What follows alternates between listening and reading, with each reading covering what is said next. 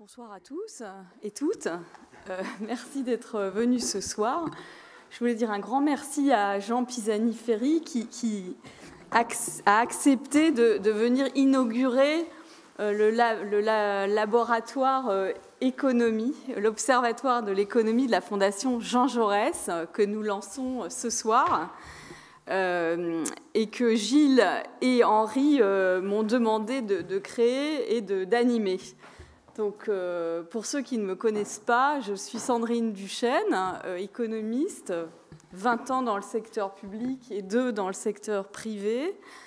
Et j'ai de longue date un engagement à gauche, dont je ne fais pas mystère, qui m'a conduite auprès de François Hollande en tant que conseillère économique en 2012-2013. Et j'ai cette particularité d'avoir eu en même temps Emmanuel Macron et François Hollande comme patrons au pluriel. Voilà, on est assez rare, l'espèce est assez rare, mais il y en a quelques-uns. Alors pourquoi est-ce qu'on crée cet observatoire ? D'abord, la réponse un peu bête, c'est qu'il n'existait pas. Il n'y avait pas d'observatoire de l'économie à la Fondation. Et quand on y réfléchit bien, pourtant le débat économique imprègne le débat public. Donc il y avait ce besoin aussi de rassembler un certain nombre d'expertises et de débats au sein de la Fondation autour de cette question de l'économie et de la politique économique.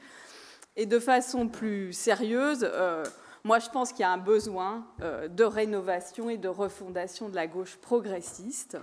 Je fais partie de ceux qui pensent ou qui se méfient disons, du fait qu'il n'y aurait qu'une seule voie, une seule politique économique possible. Je pense qu'on a besoin du débat. Je pense que la gauche et la droite, ce n'est pas la même chose. Et je pense surtout que la gauche progressiste, elle a besoin d'effectuer en profondeur un travail de rénovation, à condition qu'elle se penche sérieusement sur ses fondamentaux et qu'elle les réinvente. Voilà, et donc moi, cet observatoire, je voudrais l'articuler autour de 3 grands principes. Le premier principe, c'est qu'on a besoin de diagnostics sérieux. On a besoin de revenir aux faits, et donc il faut poser sérieusement un diagnostic sur ce qui nous arrive, parce que le monde change, il change vite. Et que c'est vrai, les sociodémocrates ont un peu perdu leur repère dans ce monde qui change vite. Donc, premier élément, les faits et le diagnostic. Le deuxième élément, c'est l'indépendance. Voilà, on n'est d'aucune chapelle, on n'est ni critique exagérément, ni béni oui-oui vis-à-vis de quiconque. On dit ce qu'on a à dire et on s'exprime quand on pense qu'il est bon de s'exprimer. Et puis la troisième idée, troisième principe, c'est l'ouverture. Moi, ce que j'aimerais créer au sein de la Fondation, ce n'est pas un énième groupe supplémentaire d'experts. Je pense que l'expertise économique a besoin de descendre dans le débat public.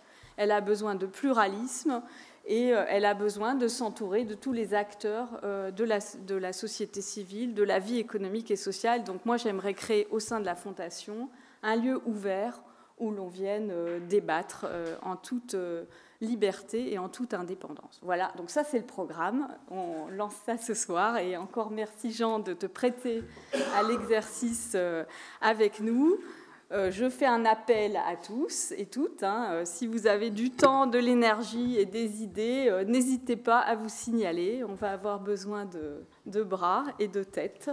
Voilà, et donc merci à tous. Je passe la parole à Jean Ben Saïd, l'autre Jean qui va se présenter et qui va animer ce débat. Merci. Merci Sandrine, merci à vous tous d'être là ce soir, d'avoir bravé les éléments pour venir débattre avec nous du sujet du grand plan d'investissement que va présenter et commenter Jean Pisani. Quelques mots très rapides sur moi. Je suis un des membres du tout nouvel observatoire de l'économie de la Fondation Jean Jaurès, et j'en suis très heureux. Je suis économiste de formation. J'ai passé une quinzaine d'années au ministère des Finances, puis en cabinet ministériel auprès d'un autre patron de gauche, Lionel Jospin, à l'époque. C'était déjà il y a longtemps. Et je suis depuis 13 ans exactement dans le groupe Caisse des dépôts, dans lequel j'ai occupé des fonctions plutôt financières, notamment dans le secteur du financement des infrastructures et de l'immobilier. Voilà, donc j'ai le plaisir aujourd'hui d'animer cette rencontre avec Jean Pisani sur la question du grand plan d'investissement. Alors, Jean Pisani, est-il encore besoin de le présenter? Sans doute pas pour vous, qui le connaissez bien. Je dirais simplement que c'est un économiste reconnu, professeur de politique économique à Sciences Po, ancien commissaire général de France Stratégie, ancien directeur et même sans doute fondateur du think tank européen Bruegel, membre du Cercle des économistes, membre du conseil scientifique de la Fondation Jean Jaurès. Il a également fait du cabinet ministériel auprès de Dominique Strauss-Kahn à Bercy. Il a été également président du conseil d'analyse économique. Et son actualité plus récente, c'est qu'il a démissionné le 11 janvier 2017 de France Stratégie pour rejoindre l'équipe de campagne d'Emmanuel Macron, dans laquelle il était chargé donc du programme économique. Pas seulement économique. Ça aurait été plus facile. Il a été nommé en juillet 2017 coordinateur du Grand Plan d'investissement, qui était donc une des propositions phares du programme d'Emmanuel Macron. Et il a remis son rapport sur ce sujet au Premier ministre en septembre dernier. Je vous propose donc d'organiser notre débat en deux parties. Une partie dans laquelle Jean va présenter son rapport et je me permettrai de lui poser quelques questions d'ordre général pour introduire le débat. Puis ensuite, la parole sera pour vous et donc nous continuerons ensemble cette rencontre. Alors, juste un mot sur le grand plan d'investissement. Comme je l'ai dit, c'était une des propositions phares du candidat Emmanuel Macron, avec une ambition extrêmement forte, puisque l'expression de nouveaux modèles de développement avait été utilisée, et est utilisée dans le rapport de Jean pour caractériser finalement ce grand plan d'investissement, avec deux enjeux principaux qu'on connaît bien maintenant, auxquels les principales économies développées font face aujourd'hui: le défi climatique, le défi numérique. Et le grand plan d'investissement fixe 4 priorités que Jean va détailler et propose donc de sanctuariser pas moins de 57 milliards d'euros d'investissement sur les 5 prochaines années, en mettant donc le paquet sur ces 4 priorités. Les effets de ce plan d'investissement massif, tels qu'ils sont présentés dans le rapport de Jean, sont importants. Il pourra revenir d'ailleurs sur la manière dont il aborde ces impacts. J'en cite quelques-uns sans vouloir être exhaustif. Il part d'une création de 300 000 emplois et une baisse d'1 point du taux de chômage structurel. Ça, c'est sur l'aspect emploi. Il parle d'une division par 2 du nombre de logements qualifiés de passoires énergétiques, passoires thermiques. Donc ça, c'est notamment sur le sujet de la transition énergétique. Il dit que ce plan pourrait conduire à une augmentation de 70% de la production d'énergie renouvelable en France, pourrait conduire à l'achèvement dans les 5 ans de la couverture du territoire en très haut débit, et enfin propose l'objectif de 100% de services publics dématérialisés à l'horizon 2022. Donc on voit que les objectifs et les résultats attendus sont très ambitieux, et donc ce grand plan d'investissement doit se déployer maintenant dans les 5 prochaines années. Et je vous propose de donner tout de suite la parole à Jean, qui va, dans un temps, disons, de 15-20 minutes, présenter ce ce GPI, comme on dit, et donc permettre d'introduire notre débat. Jean, c'est à toi. Merci Jean. Je suis très content d'être là, de revenir ici et pour parler de ce plan d'investissement. Bon, c'est un drôle d'objet. Hein. C'est un drôle d'objet puisque c'est un objet qui est au départ un objet assez macroéconomique, avec partant d'une incertitude au moment où le programme a été conçu sur l'état de la conjoncture, sur le fait de savoir est-ce qu'il fallait avoir une action de soutien de la conjoncture en accompagnement des réformes, ou bien est-ce qu'il fallait mettre le cap sur la réduction des déficits, et avec la recherche d'un équilibre entre les deux, consistant à dire il faut tout de suite engager des actions de baisse structurelle du niveau de la dépense publique, mais compte tenu de conditions très particulières macroéconomiques dans lesquelles on est, en particulier des conditions de taux d'intérêt, il y a la possibilité, il y a même un intérêt à utiliser cette fenêtre pour favoriser, promouvoir des transformations de long terme de l'économie française. En effet, je pense qu'on a un peu un double paradoxe, même si la conjoncture a évolué, elle est sensiblement meilleure qu'on pouvait l'anticiper au début d'année, donc il y a un certain nombre de préoccupations qui sont passées plutôt au second plan. Il reste des choses, tout de même des paradoxes marquants. Le premier paradoxe, c'est peut-être qu'on a la combinaison d'une situation de finances publiques très contrainte structurellement, par le fait qu'on a un niveau de dette qui avoisine les 100%, donc un niveau de dette très élevé, avec un niveau de dépenses publiques qui est structurellement aussi très élevé, et un gap entre la dépense publique et les recettes qui tient probablement à un désaccord entre notre appétit pour la recette et notre consentement à l'impôt. Donc, le problème structurel assez lourd, et en même temps des conditions d'emprunt qui sont et qui restent absolument exceptionnellement favorables. Hein. Si vous prenez les chiffres, aujourd'hui, l'État français emprunte à 0,5%, à peine plus de 0,5%. La croissance nominale, la croissance plus l'inflation, c'est entre 3 et 4%. Ce qu'on apprend à l'école, c'est que quand le taux d'intérêt est inférieur au taux de croissance, bien, il n'y a pas de risque à s'endetter. Et donc, on peut dire il faut profiter de cette fenêtre. Et pourquoi il faut profiter de cette fenêtre? Parce qu'on a en même temps des problèmes de long terme qui sont des problèmes de long terme extrêmement prégnants. On a tous les sujets de transition écologique. Hein, et la question de savoir est-ce que la transition écologique, ça doit se financer par des recettes courantes ou par la dette, c'est une question pas de soi. C'est pas du tout évident qu'il va les financer par de la recette courante, ne serait-ce que parce que ça bénéficie aux générations futures et que si on peut accélérer les efforts de transition écologique en le finançant par la dette, ça peut être justifié. En même temps, on a des questions de compétences, de compétitivité sur lesquelles on peut aussi souhaiter investir. Donc on pourrait dire qu'il y a un moment pour l'investissement.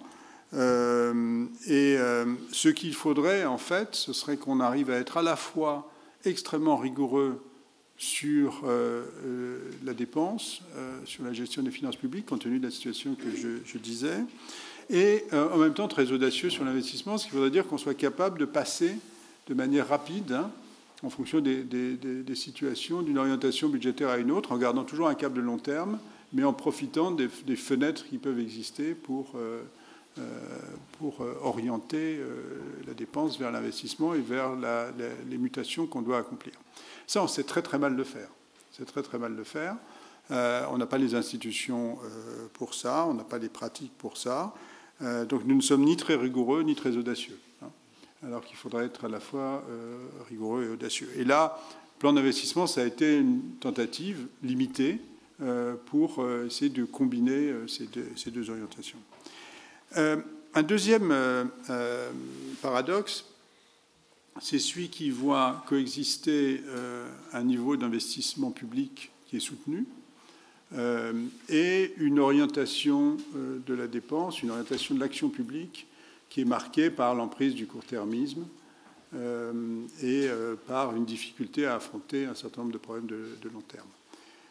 Alors quand je dis qu'il y a un investissement public qui est soutenu, En France, l'investissement public, ça représente à peu près 75 milliards.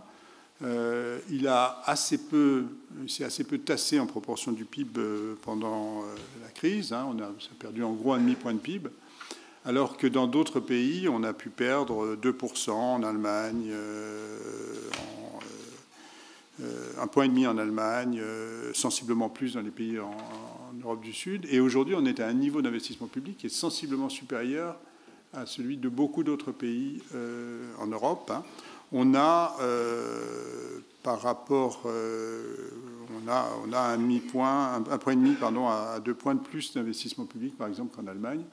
Donc on a un investissement public qui apparemment se porte bien, quantitativement. Et en même temps, on a un État dont on a très fortement le sentiment qu'il a beaucoup de mal à prendre en charge des transformations lourdes. Alors je parlais de la transition écologique, mais on peut parler des compétences, on peut parler de l'appropriation du numérique, on peut parler de la transformation du système de santé. Enfin, on peut parler de tout ce qui, justement, doit accompagner ce changement de régime de croissance, de modèle de développement, sur lesquels on a très fortement le sentiment qu'on a un État qui est écrasé, une sphère publique qui est écrasée sous les urgences, sous la gestion de la dépense courante, et qui n'a pas cette capacité qu'a eu jadis, pour ceux qui se rappellent, l'État français de lancer des grands paris en matière d'investissement. Quoi qu'on en pense, le nucléaire a été un extraordinaire pari, l'équipement de la France en télécom, il y a eu des grands moments très audacieux d'un État investisseur, et on a l'impression que ce temps est derrière nous. Donc on a ce paradoxe d'une dépense d'investissement au sens comptable du terme qui est élevée, et d'une capacité d'investissement au sens projet du terme qui est beaucoup plus faible. Donc le plan d'investissement, ça a été la tentative, dans le rapport que j'ai fait. C'est un rapport un peu particulier parce que je l'ai fait en fait pendant l'été, au moment où se préparait le projet de loi de finances, et j'ai fait un premier pré-rapport avec une petite équipe qui m'accompagnait, et puis ensuite le rapport qui a été publié. Mais c'était un rapport qui a d'emblée pris en compte les conditions dans lesquelles se préparait le projet de loi de finances. Donc c'est un rapport qui est peut-être plus contraint d'un certain côté que ce qu'on peut faire lorsqu'on a la liberté d'écrire tout ce qu'on veut et de proposer des choix qui sont des choix qui peuvent ensuite être retenus ou pas. L'avantage étant, en contrepartie, que beaucoup des orientations qui étaient proposées ont immédiatement été traduites en action, puisque une partie, ça s'est traduit dans les documents budgétaires dès le mois de septembre. Donc, c'est tentative pour acclimater cette idée, le faire rentrer, l'opérationnaliser. Alors, une idée qui est sous-jacente à ça, c'est dans le droit fil de ce que je disais, c'est que l'investissement ne doit pas être une catégorie comptable, c'est beaucoup plus une démarche économique. Et donc, il ne faut pas se raisonner en termes de qu'est-ce qui est brick and mortar, comme on dit aux États-Unis, un brique et du mortier. Mais il faut penser à une démarche qui est une démarche qui investit pour préparer, pour organiser des transitions. Donc, je dirais, un investissement, c'est une dépense non pérenne, porteuse d'effets durables. Et de ce point de vue-là, la formation, c'est parfaitement de l'investissement. Mais par exemple, y compris de réduire les coûts sociaux de la transition écologique, pour moi, c'est une dépense d'investissement. Parce que réduire les coûts sociaux de la transition écologique, ça permet de faire que cette transition se produise. Et donc, ce sont des dépenses temporaires qui permettent d'accompagner à un moment dans une transition de ce type, et donc de préparer aussi des évolutions d'avenir. D'accompagner les transitions d'un modèle de production à un autre dans un secteur comme l'agriculture, c'est aussi un investissement, même si, encore une fois, ça ne se caractérise absolument pas comptablement comme un investissement. Donc je pense qu'il faut qu'on change de regard sur l'investissement et qu'on accepte de considérer que ce n'est pas la nature de la dépense, mais c'est vraiment la finalité qui le définit. Petite remarque d'ailleurs en passant, nos cadres comptables et institutionnels ne favorisent pas du tout cette démarche. On a une très mauvaise comptabilité publique, enfin une très mauvaise, elle est précise, mais elle n'est pas du tout orientée par rapport à ce type de questionnement. Les gestionnaires publics ne sont pas incités à prendre des démarches d'investissement. Au contraire, ils sont extrêmement incités à se conformer à une série d'injonctions de court terme, d'injonctions annuelles, qui nous conduisent, je pense, à prendre des retards significatifs en matière de modernisation de la sphère publique, qui conduisent à la récurrence des politiques de rabot et un certain nombre donc, de pratiques qui ne sont pas des pratiques particulièrement innovantes et souhaitables. Ça m'a conduit d'ailleurs à proposer quelque chose qui a été retenu, qui a été de dire, puisque je me suis promené en demandant aux certain nombre de gestionnaires, maintenant, supposer qu'on vous donne les moyens d'investir. Investir dans le sens large, dans le sens général, pour réduire à terme la dépense publique. Donc, on a un objectif structurel de baisse de la dépense publique. Pour atteindre cet objectif, vous avez la possibilité d'investir. Comme on fait en entreprise. C'est-à-dire en entreprise, typiquement, on dit, voilà, on se fixe un objectif à 3 ans, on va procéder à des dépenses qui nous permettent d'atteindre cet objectif. Et des dépenses en demandant un taux de rendement qui est très exigeant, consistant typiquement à dire, voilà, pour 1 million investi, dépensé aujourd'hui, je veux avoir 1 million d'économies pérennes à terme, typiquement les ordres de grandeur avec lesquels raisonnent les gestionnaires. Et donc je me suis un peu promené dans l'État en demandant, qu'est-ce que vous avez? Et la réponse, c'est que les gestionnaires n'avaient pas de projet de ce type. Ils n'avaient pas de projet de ce type parce qu'ils avaient très peu de possibilités de mettre en œuvre des projets de ce type. La nature de la négociation qu'ils avaient avec la direction du budget n'était pas celle-là. Et donc j'ai proposé qu'on inverse la logique et qu'on crée une espèce de banque de transformation de l'État. Je crois que ça s'appelle Fonds pour la transformation de l'action publique aujourd'hui. Et qui consiste précisément à avoir des ressources qui permettent de financer des projets qui émanent des différents ministères, des différents services, de manière à permettre aux gestionnaires de desserrer la contrainte de court terme pour engager des actions de transformation avec un horizon qui est relativement court, de l'ordre de 3-4 ans, de manière à pouvoir s'engager précisément dans une démarche d'investissement, acclimater des nouvelles techniques, former leurs agents, payer des coûts de réorganisation, toutes sortes de choses qui se font assez peu dans la pratique quotidienne. Voilà, alors ça c'était la démarche. Démarche donc qui se décline dans un certain nombre de priorités sectorielles que tu as citées, Jean, notamment liées à la transition écologique, à la formation, à la transformation de l'action publique, et puis un certain nombre d'éléments sectoriels, reprenant au fond la logique du plan d'investissement, des programmes d'investissement d'avenir.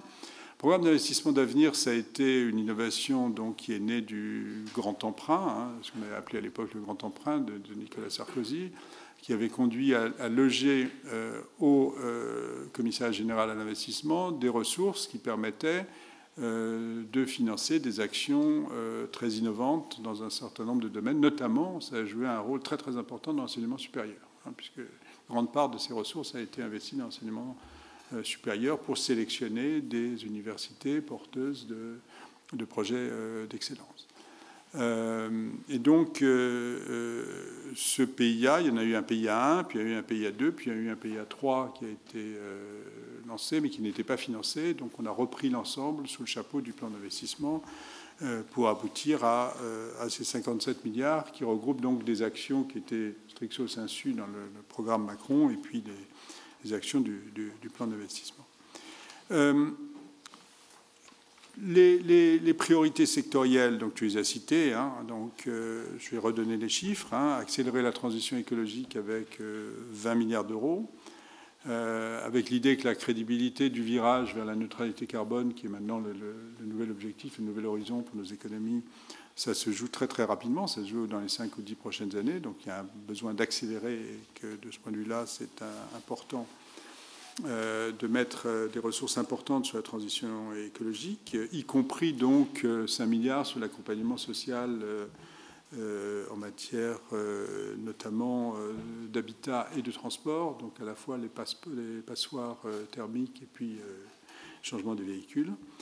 15 milliards sur les compétences. C'est un énorme pari, 15 milliards sur les compétences, puisque ça consiste à dire aujourd'hui, un peu la trace de 10 années qu'on a vécues, des ratés de l'enseignement, c'est qu'on a à la fois un taux de chômage très élevé chez les personnes peu qualifiées, les actifs peu qualifiés, et puis on a un grand nombre de jeunes qui sont sortis du système scolaire sans diplôme qui les prépare à la vie active.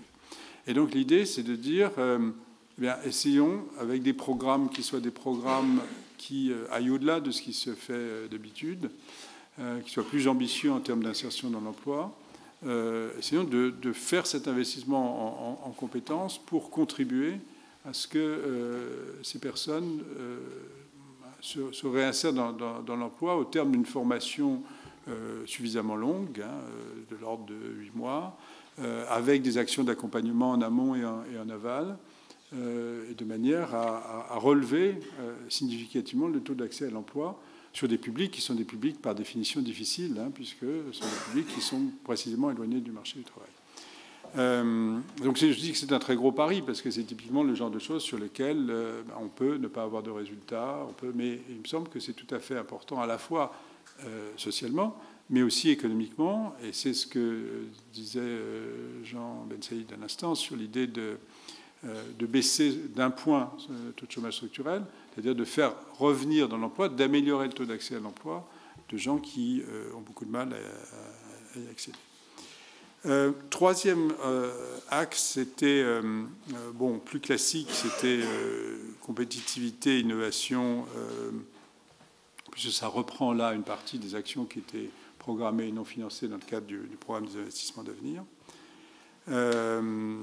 Auquel s'ajoute un effort pas très spécifié d'ailleurs dans le rapport, parce que les choses étaient en cours de discussion au ministère de l'Agriculture avec les partenaires de ce secteur, 5 milliards pour la modernisation des filières agricoles et agroalimentaires. Et puis enfin, 9 milliards sur la construction de l'État de l'âge numérique, c'est notamment au sens large l'État et le système de santé, avec l'idée que là aussi il faut accélérer de manière à mettre en place cette transition dans des organisations de services qui vont être violemment impactées par la transition numérique. On voit aujourd'hui les secteurs privés impactés très fortement. Dans la sphère publique, on le voit sensiblement moins. Pourtant, la sphère publique a exactement les mêmes raisons d'être impactée par le numérique que la sphère privée. L'investissement au sens traditionnel de l'État en numérique est très faible. C'est à peu près 1 000 € par agent et par an. Quand on prend n'importe quelle organisation privée et qu'on dit « est-ce que vous investissez en système d'information plus de 1 000 € par agent et par an ?» la réponse est toujours oui. Donc un multiple de ce chiffre. Voilà. Alors ça, sont les grandes masses. 2 points avant de conclure. Un point sur d'où vient cet argent. Alors, comme je le disais, ça n'a pas été préparé indépendamment de la confection de la trajectoire budgétaire. Si on avait voulu faire les choses traditionnellement, et plus confortablement pour moi, on l'aurait fait en disant voilà la trajectoire budgétaire hors plan d'investissement, et là-dessus on rajoute le plan d'investissement. Et donc on saurait de manière claire qu'est-ce qui a été financé en dehors.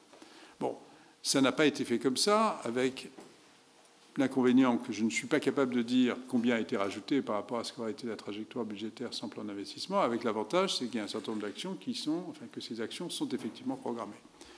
Donc, ce qu'on peut dire, c'est que, ce que je peux dire, mais ce n'est pas une réponse complète à la question, c'est qu'on a eu une combinaison donc d'actions qui, je le disais tout à l'heure, pour le pays à 10 milliards étaient déjà programmées.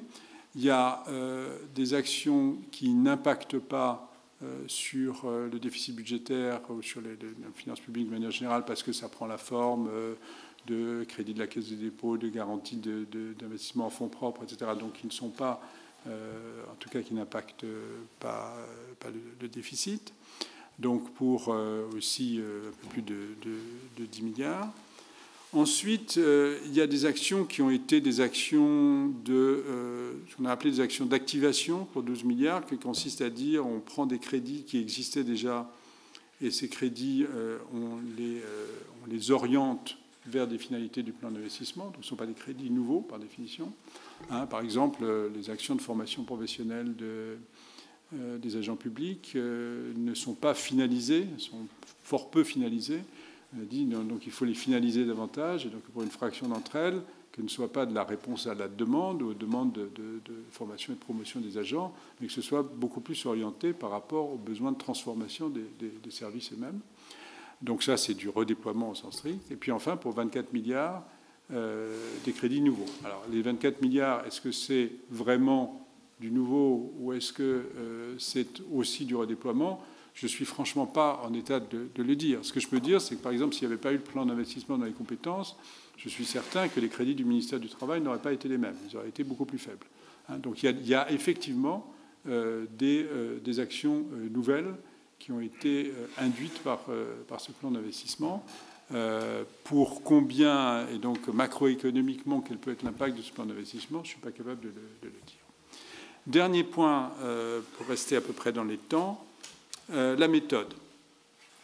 Il y a une innovation, je citais tout à l'heure l'innovation sur le Fonds de transformation de l'action publique. Il y a une autre innovation qui est de dire qu'est-ce que c'est que ces crédits d'investissement à partir du moment où ils ne sont pas de la dépense au sens d'investissement au sens comptable. Eh bien, ce sont des crédits qui doivent avoir une plus grande stabilité et qui doivent être soumis, qui doivent être garantis en pérennité sous réserve d'évaluation de leur efficacité. Et donc la logique qui est mise en place, c'est une logique dans laquelle ces crédits sont inscrits, sont repérés comme tels, ils sont inscrits dans les budgets des ministères, ils ne sont pas centralisés au Commissariat général à l'investissement parce que à la fin de centraliser tous ces crédits au Commissariat général à l'investissement, ça dépossédait les ministères de leur propre capacité d'action.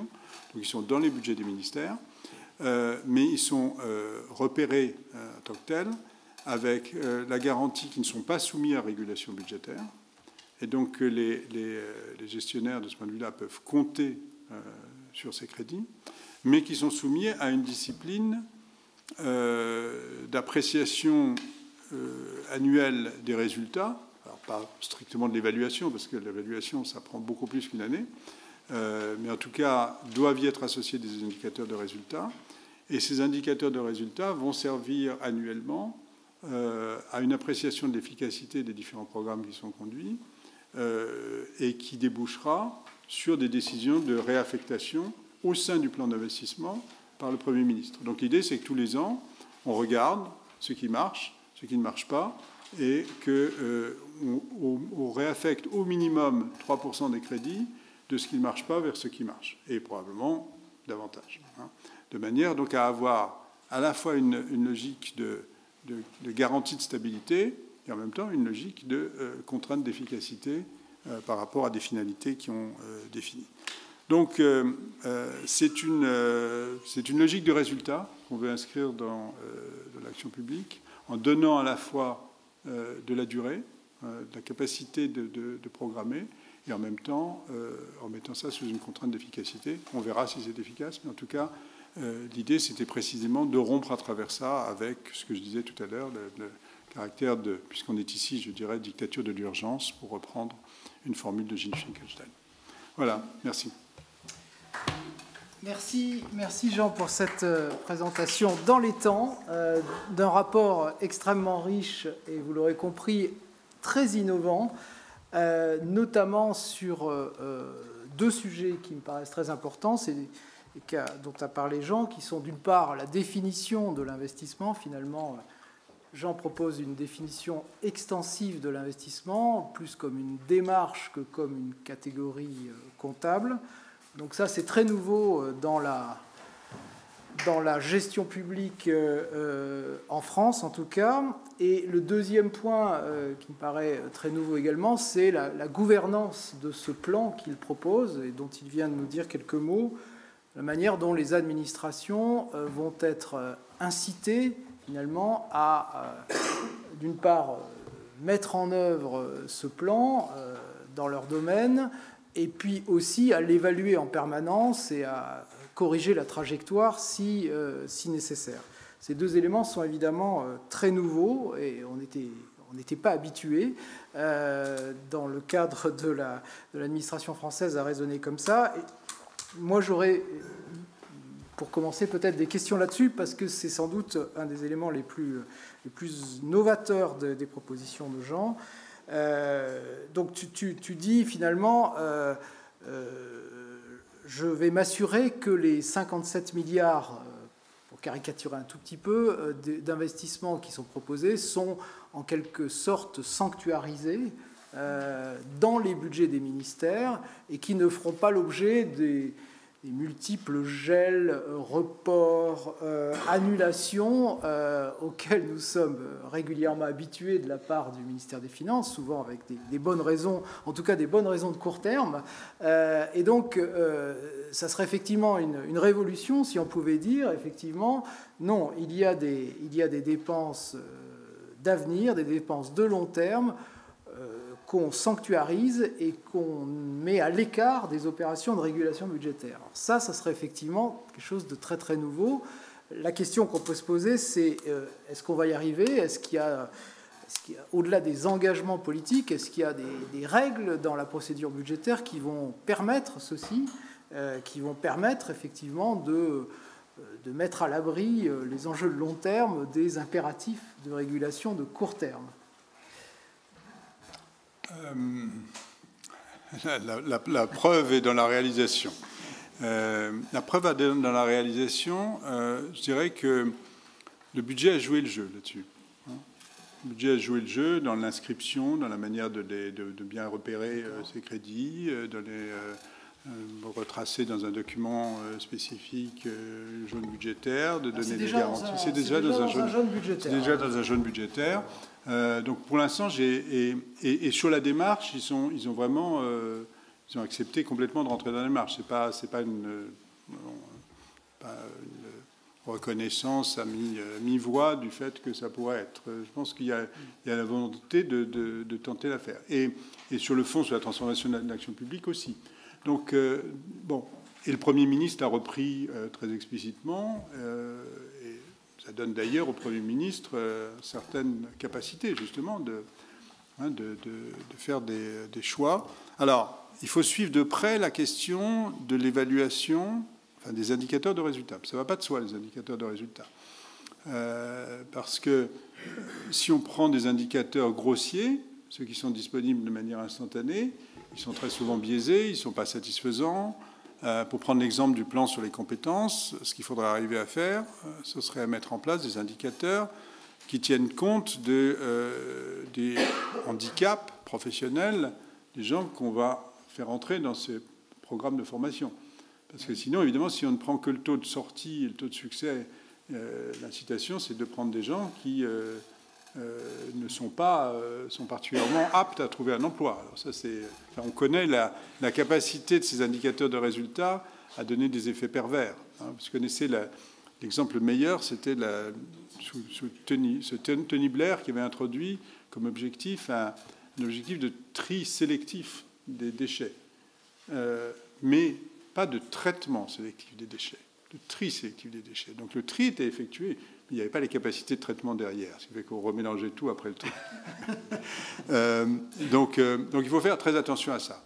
Je pense qu'on peut progresser, on peut faire des choses de qualité, y compris par exemple sur cet exemple de compétences.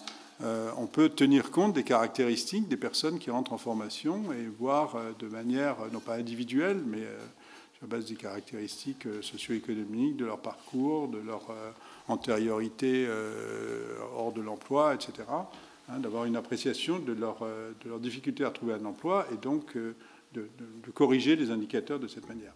Voilà, donc tout ça va être très difficile, tout ça c'est un art d'exécution, mais en tout cas, il me semble qu'il y a une certaine volonté de le faire. Merci. Deuxième question, puisque tu parlais de l'objectif effectivement très important, édifier une société de compétences, qui est un des 3 objectifs du plan d'investissement. Je reprends une des phrases de ton rapport qui pose un diagnostic finalement assez inquiétant. Tu dis « Les réformes du dialogue social, de la formation professionnelle et de l'apprentissage, de l'assurance chômage ne suffiront pas à faciliter l'accès à l'emploi de ceux qui en sont le plus éloignés. » Donc, et tu dis « C'est pour ça qu'il faut faire plus, qu'il faut faire autre chose. » Et notamment, tu proposes un plan massif d'amélioration de la qualification, à la fois des actifs peu qualifiés en situation de chômage, et puis des fameux décrocheurs, c'est-à-dire des jeunes qui, eux, sortent du système scolaire sans qualification, et tu chiffres les personnes concernées à plus de 2 millions de personnes. Donc on voit bien que là, il y a une action tout à fait décisive à entreprendre en matière de qualification. On sait aussi que des plans sur la formation professionnelle, on en a connu beaucoup depuis... dire des dizaines d'années, mais sans doute c'est assez juste. Et encore, durant le quinquennat précédent, on a eu un plan en 2016 sur la formation des chômeurs peu qualifiés. Voilà. Donc, on sent bien que les gouvernements se sont un peu cassés les dents jusqu'à présent sur cette question de la formation professionnelle. Ce n'est pas un sujet d'ailleurs d'argent ou de dépenses. C'est plutôt, je crois, un sujet d'offres de formation, d'organismes de formation et de ciblage de cette formation, comme tu le disais, sur ceux qui en ont le plus besoin. Et là, évidemment, tu seras attendu au tournant, si j'ose dire, parce que c'est un objectif très important, et en même temps, le fait d'y mettre de l'argent est important, mais ce n'est pas suffisant. Alors, sur l'offre de formation, sur les organismes eux-mêmes, qu'est-ce que tu proposes de nouveau pour réussir ce challenge ? Alors, il y a plusieurs choses. D'abord, sur le diagnostic, moi, je pense qu'il faut que nous posions un diagnostic très lucide et qui donc aboutit à une assez grande inquiétude sur la question de la qualification des actifs. Prendre une statistique brutale, la proportion des personnes de 15 à 64 ans qui n'ont pas dépassé le secondaire court est 2 fois plus élevée en France qu'en Pologne. Donc, objectif dans 5 ans, rattrapons la Pologne. Parce que, y compris en flux, on a des effets de stock, mais y compris en flux, les jeunes qui sortent du système scolaire, on reste encore nettement derrière la Pologne. Et quand on regarde les indicateurs, notre problème de compétitivité, c'est fondamentalement un problème de qualité. Et qu'est-ce qu'il y a derrière la qualité ? Il y a de la compétence du management, il y a de la compétence des salariés. Et les enquêtes internationales nous montrent systématiquement qu'on est mal classé sur ces questions. Alors, on a fait un effort considérable d'accès à l'enseignement supérieur, et c'est très bien. On n'est pas dans la situation, par exemple, d'un pays comme l'Italie, qui n'a pas fait cet effort. Mais on a un problème d'érosion des connaissances, on a un problème de passage du savoir universitaire au savoir pratique, et on a un problème très lourd d'échec scolaire et de proportion d'une cohorte qui baisse un peu ces derniers temps. On a eu des chiffres plutôt encourageants récemment, mais des proportions beaucoup trop élevées d'une cohorte. Je me rappelais, il y a quelques années, c'était 150 000 sur 800 000, donc on descend plus vers 100 000, mais ça reste quand même très très élevé. Qui sortent du système scolaire sans un diplôme qui les prépare à entrer dans la vie active. Et donc ça, c'est une des racines à la fois de notre problème de chômage et, je dirais, de notre problème de compétitivité.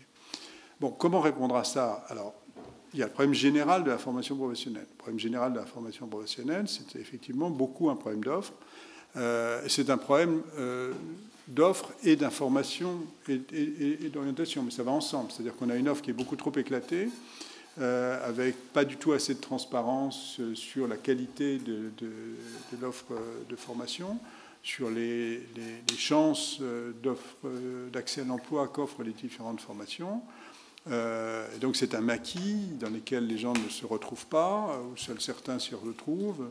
Donc c'est très décourageant. Et je crois qu'il faut que tout le monde est assez d'accord sur les orientations qu'il faut faire. Il faut basculer davantage vers les salariés eux-mêmes, vers leur capacité à eux-mêmes à se saisir des occasions de formation, des opportunités de formation. Mais ça veut dire pour ça un système qui est beaucoup plus transparent, qui est beaucoup plus lisible, qui est beaucoup plus simple.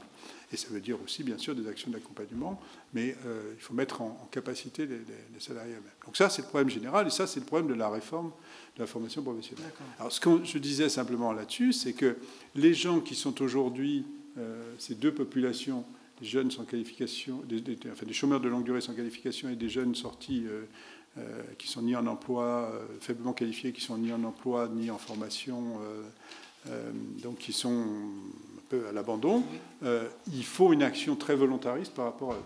Parce qu'eux, ils ne viendront pas tout seuls se former, ils ne sont pas dans la situation des salariés qui sont en emploi pour lesquels il y a quand même, à travers les actions des entreprises, ils sont plus proches d'un certain nombre de réseaux qui peuvent les emmener vers la formation. Là, il faut une action très volontariste. Et donc, le défi de cette action, c'est d'organiser cela en faisant non pas du quantitatif, mais en ayant en même temps le souci de la qualité de ces formations. C'est-à-dire qu'il faut se servir du plan de compétences pour faire monter en qualité l'appareil de formation, au lieu de se servir du plan de compétences en disant « je veux faire du chiffre et donc prenez-moi des gens et peu importe ce qu'ils deviennent ». Alors, il y a une haut-commissaire au plan de compétences qui a été nommée il y a quelques semaines, qui a la charge de ce plan. Donc il y a une mobilisation. Bon, je ne suis pas en charge de ces choses-là, donc je ne connais pas les détails de la mise en œuvre. Du coup, les 14 milliards là, qui sont pointés dans ton rapport pour cette action spécifique sur les 2 millions va être alloué à ce plan de compétences. C'est ça, absolument, c'est ça. D'accord. C'est ça. Donc, ils ont, à partir de l'année 2018, donc il y a des crédits inscrits au budget du ministère du Travail pour ça. D'accord. Alors, il y aura des tas de questions. Par exemple, il y a la question de savoir, il y a toute la question du rapport avec les régions. Il y a la question de savoir comment on va procéder, quel type d'appel d'offres il va y avoir. Je pense qu'il faut que l'État, là-dessus, garde, tout en respectant les compétences des régions, garde une capacité de pilotage qui soit assez forte. C'est-à-dire qu'il faut qu'il y ait de la conditionnalité dans les appels d'offres qui vont être lancés. Et je pense qu'il faut aussi qu'il y ait des appels d'offres, et c'est possible juridiquement, d'envergure nationale, notamment sur toutes les formations par le numérique. Puisque les formations qui sont 100% numériques, qui n'ont pas de raison de les territorialiser, sont des formations qui peuvent être très très efficaces pour certains types de publics et d'ailleurs qui ne sont pas forcément des publics particulièrement faciles. Ça peut être des gens justement qui sont loin, mais qui personnellement, culturellement, ont plus de facilité avec une formation 100% numérique, avec le rythme que ça permet, l'adaptation au rythme individuel. Donc je pense qu'il faut qu'une partie importante de cet effort soit aussi consacrée à favoriser le développement de solutions innovantes de ce type sur une échelle nationale. Merci. Une dernière question avant de vous donner la parole. Tu as dit que finalement le plan, tu l'avais préparé en même temps que s'élaborait le projet de loi de finances pour 2018 et la trajectoire de finances publiques des 5 prochaines années. Alors j'ai une question un peu taquine à te poser sur le fait que, par exemple, l'allègement massif de la fiscalité du capital qui est dans le budget 2018, quand même, c'est quelque chose comme 8 milliards d'euros par an de recettes fiscales, d'allègements fiscaux. Voilà, est-ce que tout ça est bien cohérent avec le plan que tu proposes, notamment sur le financement? Enfin, je veux dire, ces ressources-là, est-ce qu'elles n'auraient pas été mieux utilisées pour financer peut-être encore plus largement les priorités que tu as identifiées, qui sont quand même les vraies priorités du pays, quoi? Non, mais il faut distinguer entre le jugement sur le débat sur la fiscalité du capital et puis les questions de séquençage. On peut avoir un débat sur bien fondé des mesures sur la fiscalité du capital. Moi, je pense quand même qu'on avait une fiscalité du capital qui comportait beaucoup d'inconvénients, qui étaient... Enfin, je regardais les chiffres, quand on voit que, de mémoire, les 100 plus gros patrimoines payaient, je crois, 70 millions d'ISF, c'était, je crois, un 60e du taux théorique. Donc on était arrivé quand même à des situations qui confinaient à l'absurde total, c'est-à-dire dans lesquelles on avait un impôt qui était nominalement présent et réellement absent, en tout cas pour ces très gros patrimoines. Bon, quant à la fiscalité des revenus du capital, ça conduisait à des situations parfois d'imposition très franchement totalement excessives. Donc, ensuite, de quelle manière il fallait le réformer, c'est l'objet de débat, mais je pense que la réforme était indispensable. Ensuite, il y a une question qui est, est-ce que si on fait une réforme de ce type, comment est-ce qu'il faut la faire? Je pense que la logique économique, c'est qu'une réforme de ce type, dont les effets sont très graduels, parce que chacun sait que l'impact sur l'investissement ne peut se faire sentir que graduellement. Il faut le faire dès le début. Alors ça contraint le reste. Et je pense que l'équation budgétaire, et là on sort un peu du plan d'investissement, l'équation budgétaire du quinquennat est très compliquée parce qu'effectivement il y a eu ces mesures qui ont été mises en place dès le début du quinquennat. Les mesures qui, mesures du plan d'investissement, elles démarrent dès le début du quinquennat, mais elles démarrent à une échelle réduite et elles doivent monter en régime, de même que doivent monter en régime un certain nombre de mesures qui, elles, ont été carrément décalées, qui touchent la classe moyenne, la classe populaire, je pense à la prime d'activité notamment. Et donc la capacité de le faire, tout en restant dans le cadre de l'équation budgétaire, l'évolution du déficit dans lequel on s'est engagé, dépend fondamentalement de la capacité à agir sur la dépense publique. Donc c'est une équation qui est une équation compliquée et risquée. Il me semble que, d'ailleurs, la difficulté, c'est très frappant que tout le monde a dit dès le départ, la grande difficulté, c'est les réformes sociales. Et au fond, les réformes sociales apparaissent politiquement aujourd'hui moins difficiles qu'ils n'avaient été anticipées. Je pense que les réformes et l'action sur la dépense publique, elle, est beaucoup plus difficile à conduire. Donc le test est peut-être plus là. Mais bon, à partir du moment où on conduisait une action de ce type, je pense qu'il était justifié de la faire dès le début. Et encore une fois, je pense aussi qu'on peut difficilement défendre le maintien de la fiscalité du capital qu'on avait au début de cette année. Merci. Je vous propose donc maintenant de vous donner la parole. Et donc n'hésitez pas à demander le micro pour poser vos questions. Alors, première question. C'est sur les relations entre formation et emploi. Si je suis un patron que j'ai quelques emplois disponibles, il y a beaucoup de gens qui se présentent. Je vais prendre évidemment les mieux formés, pour la raison que tu as indiquée. Ils risquent d'être les plus productifs, en quelque sorte. Et puis les autres, même si... ils resteront sur le pavé. Mais c'est pas parce si on augmente la quantité des gens qui sont formés, s'il n'y a pas d'emploi à la clé, on aura des chômeurs diplômés, comme ça existe dans un certain nombre de pays. Je pense par exemple à un pays comme l'Inde, parce que c'est massif. Quand on voit le nombre d'intellectuels, de professions intellectuelles supérieures d'origine indienne qui travaillent hors de l'Inde, en particulier aux États-Unis. Je suis statisticien, l'Institut des statisticiens américains, il y a plus d'Indiens que d'autres. Ils sont majoritaires. Alors, voilà, il faut quand même essayer de tenir les deux bouts de la chaîne. Il faut quand même qu'il y ait quelque part des créations d'emplois. Parce qu'en plus, l'appareil productif, il s'adapte aussi à la formation. Il n'y a pas que la formation qui s'adapte à l'outil productif. Mon père était représentant de commerce, il n'avait aucun diplôme. Maintenant, pour être représentant de commerce, il faut un BTS. Voilà. Merci. Peut-être une autre question sur le même sujet ? Sur le même sujet ? C'est que moi, je suis je suis je suis né en 48, donc c'est la génération d'avant. Mais il y avait des plans, mais c'est des plans nucléaires, donc on savait ce qu'on avait à faire en investissement. Il y a eu les télécoms, j'ai travaillé, on savait ce qu'on avait à faire, hein, parce qu'on partait de zéro. Tout a été mis en place pour atteindre ces objectifs. Aujourd'hui, a priori, on a de l'argent, mais pourquoi faire? Merci. Moi, je voulais rebondir sur le premier point soulevé dans les questions, en effet. Ça fait 10 ans que je travaille dans le monde entier sur la question d'éducation et de formation professionnelle, et 2 ans en France, et notamment à former des personnes éloignées de l'emploi sur des métiers du numérique. Et là, on se rend compte, en effet, la question, c'était plutôt quel dispositif d'incitation pour les entreprises pour embaucher ces publics-là, parce que nous, on en forme beaucoup, beaucoup, beaucoup. On fait un énorme travail pour les ramener dans l'emploi, mais plus ils sont en effet jeunes sans qualification ou chômeurs de longue durée, plus ce travail est gigantesque pour des organismes de formation un peu dans toute la France, pour vraiment placer quelques personnes dans l'emploi.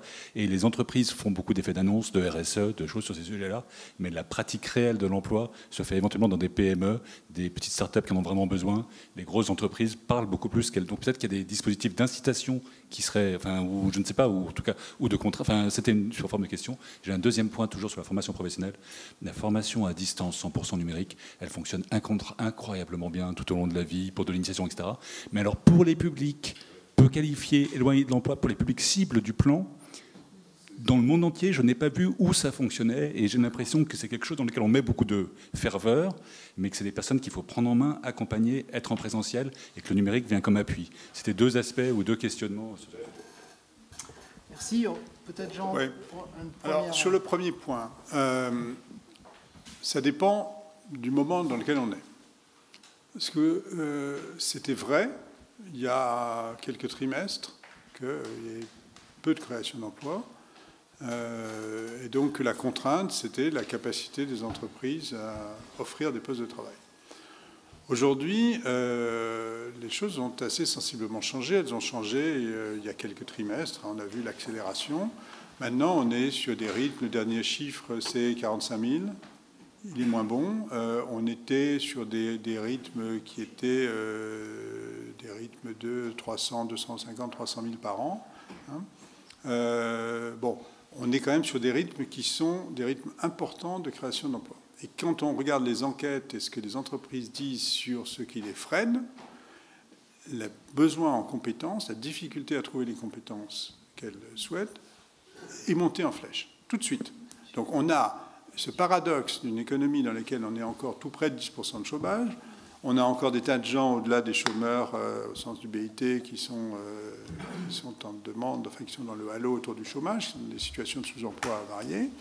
Et en même temps, les entreprises le disent. Et pour les entreprises, quand on prend le segment des entreprises qui sont en développement, alors là, c'est la première contrainte, c'est pas le financement, c'est pas l'accès au marché, c'est les compétences.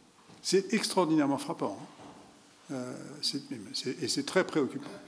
Alors, bon, pour part, et ça c'est votre question, pour une part, les entreprises s'habituent à des situations dans lesquelles toutes les compétences sont immédiatement disponibles. Quand on passe des années et des années dans une situation de sous-emploi, l'entreprise est toujours du côté court, comme disent les économistes, c'est-à-dire elle a toujours la capacité d'aller trouver exactement la personne qu'elle souhaite, qui a exactement le diplôme, l'expérience, etc. Donc elle s'habitue à ne pas faire d'efforts. Elle s'habitue. C'est l'économie de cueillette, quoi. On prend, voilà, on prend on a des fruits parfaitement mûrs, parfaitement ceux qu'on veut, au calibre qu'on veut, etc., disponibles, juste dans le bras, et voilà. Et le problème, c'est plutôt de gérer l'afflux. Donc, il faut que les entreprises comprennent qu'on est en train de changer de situation et que le recrutement, c'est toujours une adaptation entre une offre et une demande qui ne sont pas exactement les mêmes. Donc, il y a ce travail à faire. Néanmoins, je crois que la situation est quand même très, très frappante. On avait déjà connu ça au début, enfin, dans la période quand Jean évoquait nos souvenirs d'anciens combattants. On avait connu un peu ça, la montée à la fin des années 90 assez rapidement. Mais là, c'est beaucoup plus tôt. Parce que ce qu'on avait vécu à la fin des années 90, c'était apparu vers 99-2000.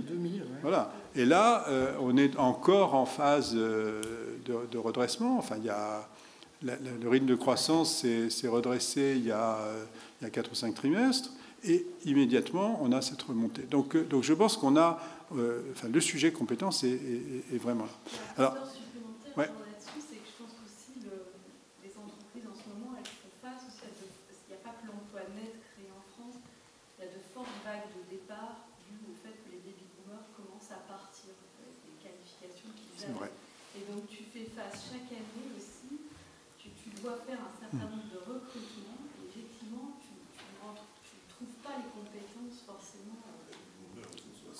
Mais ils commencent à partir. Les autres, ils sont partis, ils sont déjà partis. Non, il y a encore. Moi, je suis parti. Oui, mais les boomers, c'est pas que il y a un train que ça dure jusqu'à. Ça dure jusqu'à 60. On n'est pas parti. Non, les flux bruts sont importants. Ouais. Je pense que ça rend. Absolument. Alors que ce n'était pas du tout le cas il y a 20 ans, ce n'était pas le cas. On était avant le départ des premiers baby boomers. Donc on avait des flux nets qui étaient plus... Non, et donc quand on regarde dans certains métiers, parce qu'on a des statistiques démographiques assez fines sur les besoins de recrutement, on s'aperçoit qu'effectivement dans certains métiers, on a des proportions absolument considérables de gens qui partent. Voilà. Donc des flux bruts massifs et qui butent sur cette situation. Tu as absolument raison.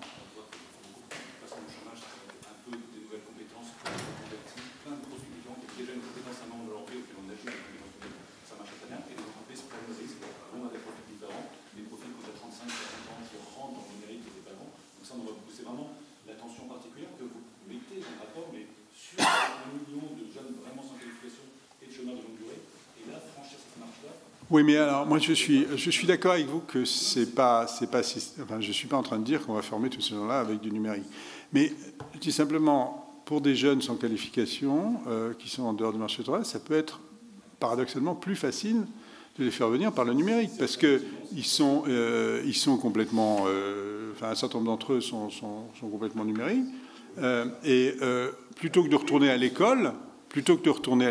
Dans un cadre qui est symbole d'échec pour eux, d'avoir des formations qui sont sur mesure, qui peuvent faire à leur rythme, etc. Ça peut être des formations qui marchent mieux. Donc je pense qu'il faut adapter. Ce que je disais simplement, c'est qu'il faut réserver une part pour ce type de formation, de manière à ne pas rentrer simplement dans l'allocation région par région, dans de l'appareil de formation traditionnel. Il faut faire de la place de cette occasion pour de l'innovation en matière de formation. Oui, je voudrais répondre, pardon. Je voulais ça, sur le même sujet, l'expérience des lycées Toutes les chances, où avec des pédagogies complètement innovantes, on a réussi à prendre des décrocheurs et d'en faire des gens titulaires d'un CAP, mais un vrai CAP, pas un CAP que pochette surprise. Mais ils ne tenaient pas dans l'emploi pour toute autre raison, parce que ça les emmerdait de se lever un jour, ils n'allaient pas au boulot, ou ils arrivaient en retard. Les petits patrons qui nous avaient accepté de les prendre en stage et tout ça, ils nous disaient, une fois ça va, 2 fois j'accepte, 3 fois je ne peux pas, moi j'ai des clients à fournir. Donc c'était plus pour des problèmes de comportement que pour des problèmes de formation, qu'après, ils ne tenaient pas dans l'emploi. Et ça, ce n'est pas le numérique qui va résoudre ça. Non, mais quand on dit des problèmes de comportement, il faut être honnête. Il faut dire qu'il y a des problèmes de comportement, il y a des problèmes de transport, il y a des problèmes de logement, il y a des problèmes de santé, il y a des problèmes de famille. Quand on regarde cette population des jeunes décrocheurs, l'importance de ces freins à l'emploi qui tiennent à toutes sortes de facteurs périphériques, qui ne sont pas de la compétence stricto sensu, la proportion des jeunes qui font face à ce type de problème est absolument énorme. Donc, je suis d'accord, il y a des problèmes qui sont des problèmes purs de comportement, d'apprentissage de la vie au travail. Il y a aussi tous ces problèmes qu'il faut essayer de traiter un par un. Notamment le problème du permis de conduire, tout bêtement, pour beaucoup de jeunes, c'est un vrai obstacle à l'emploi dans des zones qui ne sont pas des zones urbaines.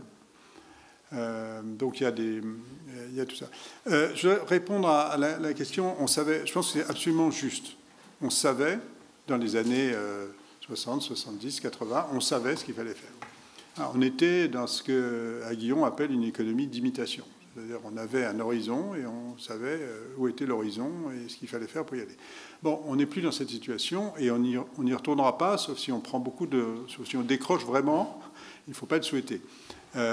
Donc on est dans ce genre de situation dans laquelle on ne sait pas, quelle est l'intensité des ruptures technologiques auxquelles on va faire face, on ne sait pas vraiment quelle est la proportion des emplois qui va être mis en cause, on ne sait pas dans quel domaine on aura besoin de compétences. On sait des petites choses, on sait de la démographie par exemple, on sait qu'il y a des métiers, on sait qu'il y a des métiers qui sont liés à des évolutions lourdes de la démographie française, par exemple le métier de santé. On sait qu'il y a des gens qui vont partir à la retraite, donc il va falloir remplacer. On sait ce genre de choses. Mais enfin, sur les ruptures technologiques elles-mêmes, on sait peu de choses. Bon, ça veut dire qu'il faut privilégier des compétences génériques, des compétences transférables, qu'il ne faut pas se fier à l'excès, à l'idée que les entreprises savent ce dont elles ont besoin. Parce que les entreprises savent ce dont elles ont besoin aujourd'hui, peut-être demain, mais certainement pas après-demain. Et donc, il ne faut pas se décharger de cette question de l'orientation en matière de formation sur des acteurs qui, au fond, ont eux-mêmes beaucoup d'incertitudes en ce qui concerne leurs propres besoins.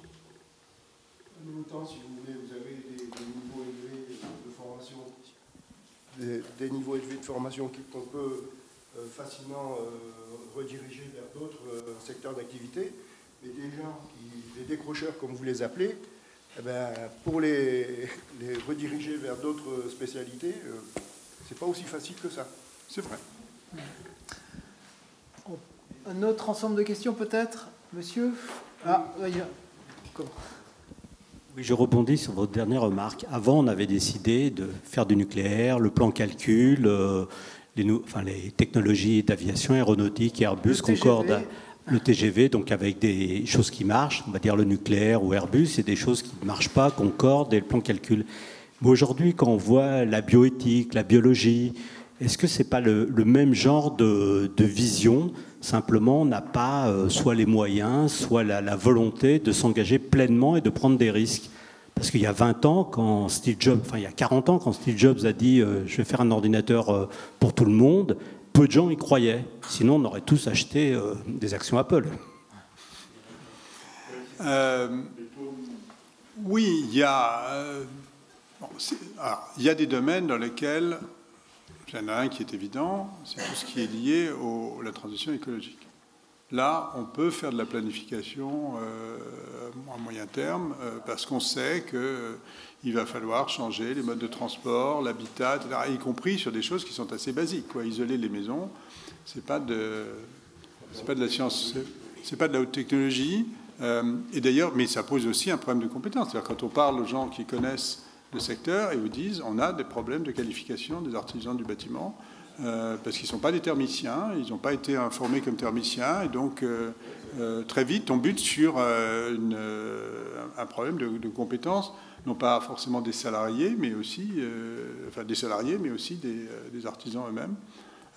Mais bon, là on a des domaines dans lesquels on sait que pour 30 ans, 40 ans, on est dans cette logique. Alors, on ne sait pas toutes les formes que ça va prendre, mais on sait. Il y en a d'autres dans lesquels on peut faire des paris. Je suis d'accord avec vous. Il y en a d'autres dans lesquels on peut faire des paris. Bon, ensuite, c'est pas toujours tout à fait la même chose que dans le passé. Mais dans le passé, il y avait un côté quand même de rattrapage qui était encore en cours des économies les plus avancées. Et puis, quand Steve Jobs a fait ce choix, il y a beaucoup de gens qui ont dit effectivement c'est pas un bon choix. Et ça, quand l'État a fait des paris technologiques, il a réussi certains, il en a raté d'autres. Et la difficulté, c'est que ce que l'État n'est pas un mauvais investisseur en capital risque. Ce qu'il ne sait pas faire, c'est arrêter. Pour prendre des paris, l'État n'est pas forcément mauvais. Mais pour tirer les leçons d'un pari perdu, il est pas bon du tout. Parce que d'arrêter la capacité, la brutalité que ça suppose, de dire ça ne marche pas, on arrête, c'est beaucoup plus difficile pour des raisons d'économie politique. Oui, juste dans le même esprit. Ce qui surprend un petit peu, c'est l'absence de direction sur le monde industriel. Il y a quelques années, on parlait des pôles de compétitivité. Il y en avait, je ne sais plus, 70. Après, Montebourg les avait réduits à 34. Macron, dernière version au ministère de l'économie, les avait réduits à 14 comités stratégiques. Et donc petit à petit, mais on avait quand même encore 14. On voyait à peu près des objectifs industriels sur lesquels, qui appelaient des financements. Et là, on a un petit peu de mal. C'est pas très motivant. Je vois très bien la nécessité des financements et des répartitions globales que l'on a faites. Mais pour l'opinion publique notamment, et pour le monde industriel, ça reste très vague. Il n'y a pas du tout d'orientation, alors que ton travail que tu avais fait sur la France dans 10 ans concluait quand même à des exigences industrielles, des pistes, d'où d'ailleurs ces pôles de compétitivité, ces comités stratégiques, etc., dans des directions un peu particulières et précises. Alors ça surprend dans ce plan-là, qui est très général, on voit très bien les objectifs, mais ça ne parle pas beaucoup au monde industriel. Non, c'est pas du tout un plan de régénération industrielle comme il y en a eu différentes reprises. D'ailleurs, avec quand même beaucoup de fluctuations, effectivement, sur les objets qu'on vise. Je ne suis pas sûr que... Il me semble qu'autant on sait qu'il y a un certain nombre de conditions qui doivent être réunies pour l'activité industrielle, autant de pouvoir déterminer dans quel domaine est-ce qu'on va réussir, c'est quand même beaucoup plus difficile. Alors, je pense qu'on peut, encore une fois, dans des domaines dans lesquels il y a des facteurs qui nous conduisent qui nous conduisent à penser qu'il y a des évolutions qui sont inéluctables. Le passage d'un moteur thermique, du moteur thermique, soit au moteur électrique, soit au moteur à hydrogène, pour ceux qui croient au moteur à hydrogène, bon, ça, ce sont des transitions lourdes sur lesquelles il faut organiser les choses. Et ça, c'est de la normalisation. Ça consiste à dire, on va mettre le prix du carbone à un niveau qui va encourager le changement de technologie, on va mettre des normes d'émissions, etc. Et donc là, on va équiper en borne électrique, si on pense que c'est... Là, il y a de la programmation très, très, très, très lourde. Mais c'est plus dans des domaines dans lesquels on sait qu'il y a une raison très fondamentale pour lesquelles on doit conduire cette évolution. Dans les domaines dans lesquels ça dépend de l'évolution, de la rupture technique d'un côté et des choix des consommateurs de l'autre, c'est beaucoup plus difficile. Alors, je pense qu'il y a un certain nombre de domaines sur lesquels on peut accompagner. Ce n'était pas vraiment l'objet de ce plan. Mais il y a quand même une initiative qui porte sur des filières considérées comme stratégiques, notamment la filière aéronautique, d'une part, et puis les domaines émergents, l'intelligence artificielle, la capacité de calcul, cybersécurité, nanoélectronique. Donc, il y a quand même des secteurs qui sont identifiés et fléchés pour les actions, en tout cas sur le chapitre innovation. Monsieur ? Oui. Le grand plan dont on est en train de discuter est un grand plan français. Bon, ce qui, dans certains domaines, et notamment celui des compétences, qui a été longuement abordé, me paraît malheureusement une dimension justifiée. Je pense que l'Allemagne, à côté de nous, n'a pas le même genre de problème que ceux qui ont été assez longuement discutés. Bon, dans le principal chapitre des dépenses envisagées, c'est-à-dire la transition écologique qu'on commence à aborder, je pense qu'il y a certainement des économies d'échelle à réaliser en pensant la question au niveau européen. Bon, je pense que Jean Pisani-Ferry est bien placé pour me répondre sur cette question.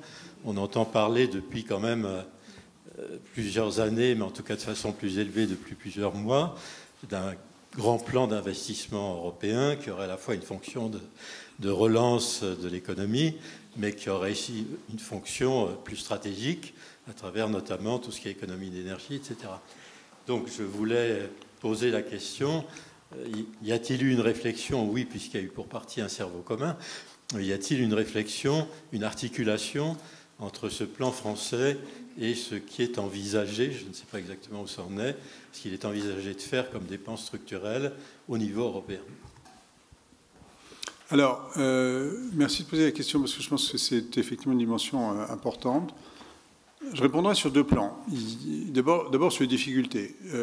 Sur les sujets énergie, climat, autant on a des objectifs généraux communs, autant on a beaucoup de mal à se coordonner concrètement. Parce que quand on parle franco-allemand, nous avons le nucléaire, ils ont le charbon, et on a beaucoup de mal. On a chacun, disons, l'héritage du système énergétique passé. Nous leur reprochons, à juste titre, d'avoir organisé une transition vers le renouvelable qui fait la part belle au charbon pendant la transition. Et ils nous reprochent, à juste titre aussi, de ne pas être très clair sur les conditions de sortie graduelle du nucléaire. Bon. Maintenant, ça, c'est ce qui rend les choses difficiles et ça se traduit, par exemple, sur des difficultés, sur l'idée d'un prix plancher, plafond du carbone, etc. Tout ça, dès qu'on essaie de rentrer dans des formes de coopération concrètes, on bute sur ces difficultés. Maintenant, ce qui marche, c'est que le plan Juncker est une bonne surprise. Bon, le plan Juncker, c'était quoi au départ? C'était une idée qui consistait à afficher 300 milliards d'investissements pour des raisons, là encore, très macroéconomiques, en mettant extrêmement peu de ressources à l'appui de ces 300 milliards. Puisque c'était essentiellement des garanties qui étaient prises sur certains crédits qui étaient déjà existants dans le budget communautaire. Donc il n'y avait pas un sou d'argent nouveau, et la volonté de pouvoir afficher 300 milliards, c'était le discours inaugural de Jean-Claude Juncker. Ce que c'est devenu, c'est quelque chose au fond d'assez intéressant. C'est-à-dire ça a transformé le modèle de fonctionnement de la Banque européenne d'investissement. Enfin, c'est en train de transformer le modèle de fonctionnement de la Banque européenne d'investissement. Cette banque, essentiellement, elle bénéficiait d'une garantie publique pour emprunter à des conditions très favorables et reprêter pour des projets qui, pour un certain nombre d'entre eux, je parle sous le contrôle de Jean, ce serait très bien financé en l'absence de prêt de la BEI, mais pouvait se financer avec quelques points de base en dessous du prix du marché. Donc, utilité sociale quasi nulle, puisque de financer à quelques points de base en dessous des projets qui pouvaient se financer de toute façon, ça n'a en tout cas pas d'effet macroéconomique. Ce qui a été mis en place à l'occasion du plan Juncker, c'est une mécanique qui est beaucoup plus intéressante, qui consiste à dire on va utiliser l'argent public pour réduire le risque dans des projets en ayant avec des techniques qui consistent à découper et à faire que... enfin, c'est des techniques un peu les mêmes que celles qui avaient été utilisées dans les fameux crédits dérivés des subprimes. Et c'était une technique financière qui était en tant que telle... intelligente, qui consiste à dire on va découper le risque par tranche, on va faire prendre la partie la garantie contre les premières pertes sur des budgets sur la ressource publique, et puis ensuite on va faire rentrer la BEI elle-même, et puis on va faire rentrer des acteurs privés, donc on réduit le risque. Et ça, c'est d'autant plus important qu'il y a un certain nombre d'investissements aujourd'hui qu'on doit conduire, qui sont des investissements qui sont sujets à du risque politique. Tout ce qui est transition écologique, c'est sujet à du risque politique. Puisque si les États ne tiennent pas leurs promesses d'agir en conformité avec les objectifs qui sont fixés, ça veut dire qu'il y a un certain nombre d'investissements qui devraient être rentables et qui ne seront pas rentables. Et donc, le privé n'y va pas parce qu'il y a une incertitude politique. Donc, le fait de lui dire on vous garantit en prenant sur des budgets publics, en prenant les premières pertes qui pourraient être liées à ça, ça peut déclencher des investissements privés importants. Donc on est en train aujourd'hui de développer, le modèle est en train de se développer et de s'étendre, y compris en France. La BEI, à l'occasion de ce plan, est venue annoncer qu'elle avait des programmes qui étaient de l'ordre de 8 à 9 milliards par an de volume d'opérations sur la France qu'elle entendait maintenir sur le quinquennat, plus 4 à 5 milliards qu'elle était prête à mettre en œuvre également, à condition qu'il y ait des partenariats qui soient mis en place avec des collectivités publiques françaises. Et c'est d'autant plus important mon sentiment est qu'on va réinventer à partir de là le modèle des fonds structurels européens. Les fonds structurels européens, c'est de la subvention pour financer des actions d'investissement. C'est ça qui a financé l'équipement routier, ferroviaire, etc., d'un certain nombre de pays en rattrapage en Europe.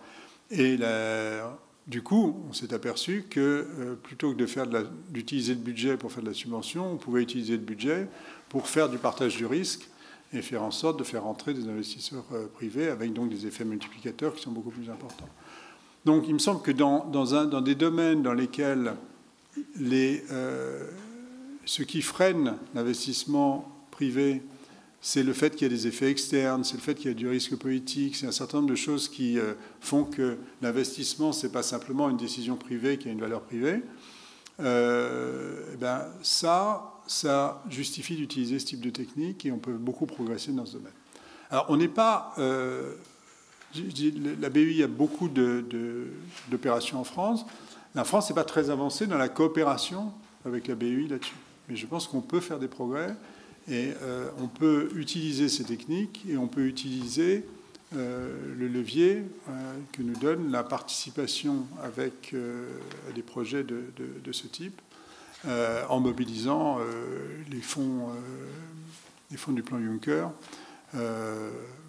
en intervenant éventuellement en première perte, en ayant les deuxièmes pertes qui sont prises par la BEI et des acteurs privés, et du coup, en faisant passer le seuil de rentabilité à un certain nombre d'investissements qui, sans ça, auraient du mal à passer le seuil de rentabilité. Monsieur ? Moi, je voudrais essayer de comprendre un peu mieux comment vous avez fait pour sortir de cette logique comptable et court-termisme des administrations de... Je comprends très bien qu'on est obnubilé par la dette, par réduire les déficits, en tout cas juguler un peu la dette. On n'a pas eu de budget équilibré depuis 40 ans. Emmanuel Macron, malheureusement, il est dans le carcan des fameux 3% de déficit de l'Europe et il n'aura pas trop le choix. Donc comment vous avez pu, et je crois que ça c'est une empreinte qui est très forte, qui joue sur toutes les administrations, elles sont obnubilées par ça. Donc comment vous avez pu faire pour... faire comprendre à certains, alors en changeant leurs évaluations, des objectifs, tout ça, comment vous avez fait pour instaurer un petit peu de politique ou de ce qu'on appelle de la stratégie en fait dans les entreprises, pour dire sortons de cette logique comptable et si vous n'êtes pas à l'équilibre budgétaire pendant quelques années, c'est pas grave. Ce qui compte, c'est d'avoir des résultats à long terme. J'aimerais comprendre un peu mieux en détail comment vous avez pu réussir à marier un peu ces deux objectifs très très différents qui sont la politique d'un côté, le court-termisme budgétaire de l'autre. Merci. Une autre question sur ce thème ou pas? On va la prendre alors. Merci. On parlait au tout départ de la social-démocratie et des questions qui lui étaient posées. Un des points que Emmanuel Macron a mis, je dirais, en exergue dans les dernières années, quand il était ministre, c'était les 35 heures. On a tout un problème en France de charges sociales. Je sais bien que la baisse des charges sociales, ça ne fait pas partie d'un plan d'investissement. Alors, on a le CICE, on veut s'en défaire. Ma question est toute simple. Mon expérience est celle d'un homme d'entreprise et dans d'autres pays que la France.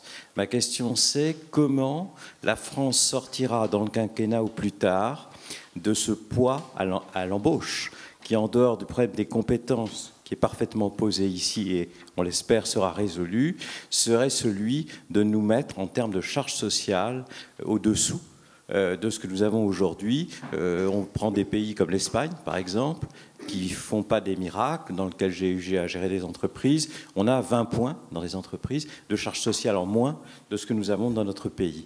Donc comment, je dirais, est prévu sur le quinquennat cette baisse des charges sociales en dehors des premiers efforts qu'on voit bien sûr sur 2018, mais qui, sont misérables par rapport à de l'ordre de 20 points. Je sais qu'on a un système de protection sociale qui est le plus beau et sans doute le plus efficace d'Europe, mais il nous coûte fort cher.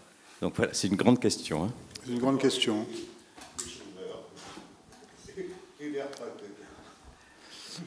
Sur le court-termisme, vous dites il y a les contraintes européennes. C'est vrai. Alors, on peut faire la critique des contraintes européennes, c'est-à-dire que la contrainte, les normes européennes ne sont pas assez orientées vers les améliorations structurelles. C'est-à-dire que le paradoxe, c'est que ce qu'on espérerait d'un système de ce type, c'est de guider précisément les États vers des décisions qui leur permettent de réduire structurellement le niveau de la dépense publique lorsqu'il est excessif, en tout cas de combler leur déficit et de ramener leur dette de reprendre la maîtrise de leur dette. Ça peut passer par des actions qui sont des actions à longue portée, des actions d'investissement typiquement. Bon, le choix qui a été fait par le gouvernement n'est pas d'aller à Bruxelles pour expliquer qu'on souhaitait engager un débat sur la méthode. Pas ça. Hein. Je pense que le passage sur le 3% en 2017 était indispensable pour ne pas dépenser d'énergie politique, pour se justifier et pour pouvoir être entendu sur des propositions qui étaient faites sur la scène européenne. Ça, je ne parle pas du 3% en 2017 et en 2018. Je parle de la séquence ensuite de l'évolution des finances publiques. Et je pense que là-dessus, il aurait été peut-être possible d'avoir une approche qui soit plus fondée sur le couple investissement-réforme et la manière dont ça permettait de répondre à un certain nombre de problèmes structurels. C'est vrai que la discipline européenne n'est pas spontanément celle-là. Elle est définie en termes très comptables, c'est-à-dire tant d'efforts structurels par an, etc.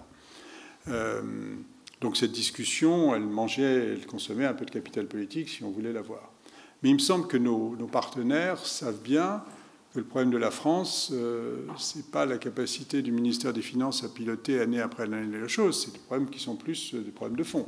Et donc, à partir du moment où on pouvait leur montrer qu'on avait une capacité à agir sur les problèmes de fond, le dialogue pouvait peut-être s'engager. Bon.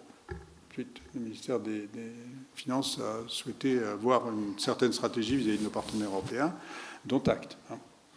Voilà. Donc, ceci dit, le court-termisme ne vient pas seulement de là.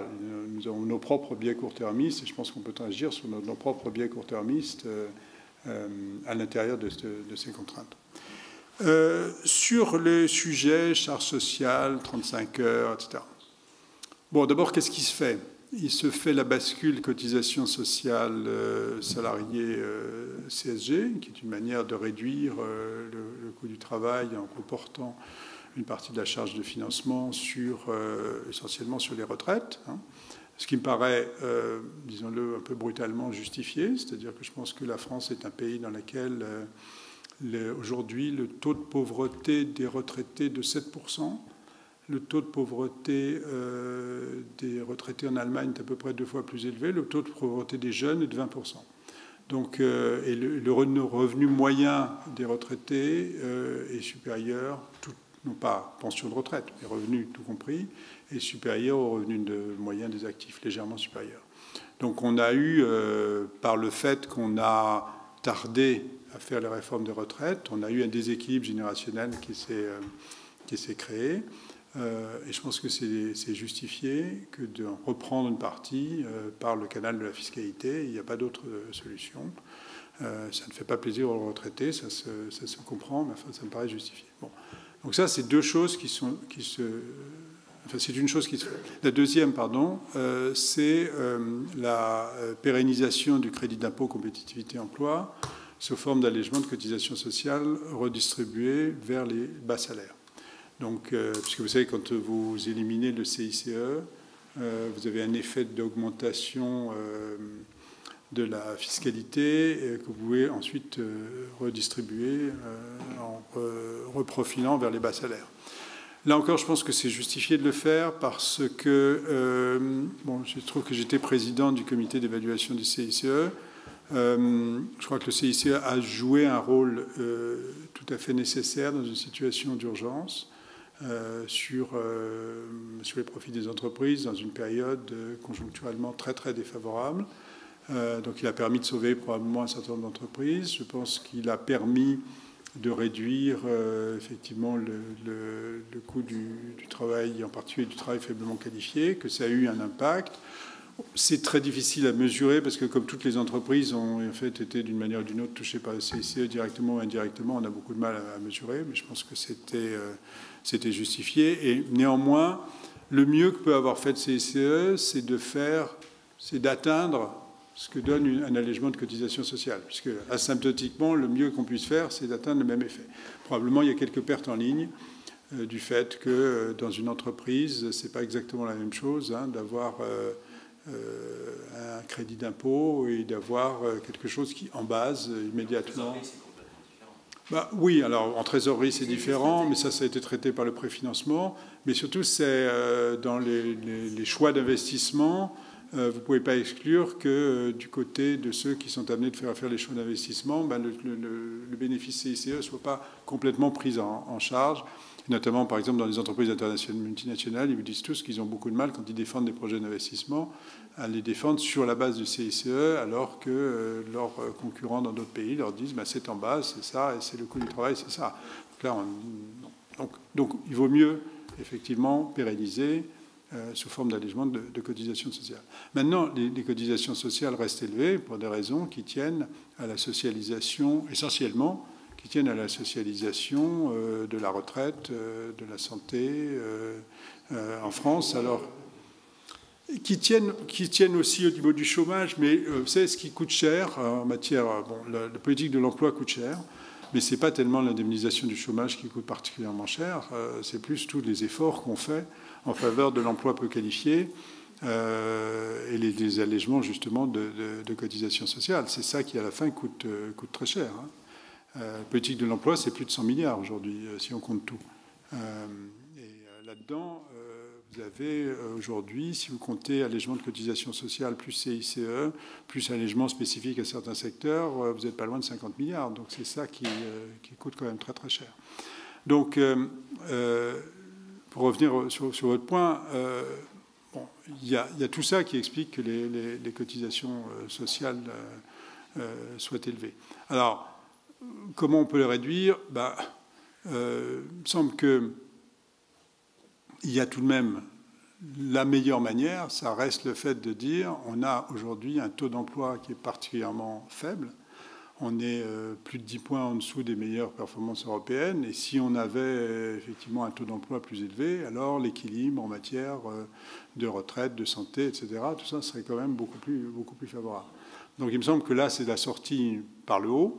Maintenant, la sortie, je crois que les choix sociaux qu'on a faits en matière de retraite, en matière de santé, on n'est pas disposé à les remettre en cause. Je pense qu'on peut développer à la marge des formes d'épargne individuelle plus adaptées pour la retraite, mais ça ne nous conduira pas à remettre en cause la répartition. On peut faire une réforme systémique des retraites, mais ça ne nous conduira pas à remettre en cause la répartition. Et en matière de santé, je ne crois pas que des systèmes faisant davantage appel au privé soient plus efficaces que un système de santé universel. Donc il me semble que c'est plutôt effectivement la sortie par le haut qu'il faut viser. Quant aux 35 heures, je ne sais pas s'il faut ouvrir le débat maintenant. Pour compléter la question, dans le programme d'Emmanuel Macron était prévu de réduire le nombre des fonctionnaires de 120 000.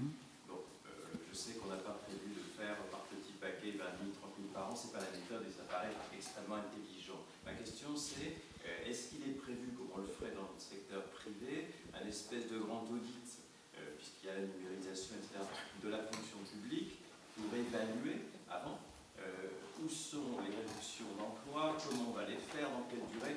C'est de l'ignorance. Ma question, c'est pour qu'on comprenne. Alors écoutez, en principe, ça doit se faire dans le cadre du comité Action publique 2022 qui a été mis en place, qui vient de démarrer, enfin qui a démarré il y a quelques semaines, et qui vise notamment à identifier les sources d'économie pérennes et qui passeront en partie, inévitablement, par des réductions d'effectifs. Alors maintenant, la question, c'est de savoir est-ce que ça se fait avec des modes de gestion constants